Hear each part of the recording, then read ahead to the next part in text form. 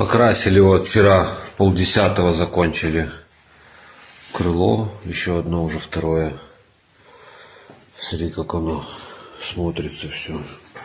Еще не полированное. Тут тоже все снизу сделали. Ниже, чтоб не гнило, герметиком помазали.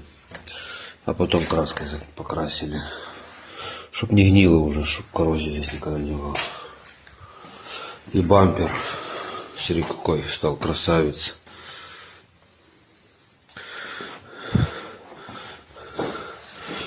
Какой вот он сейчас ровненький. Нигде не полощено, не потрескано.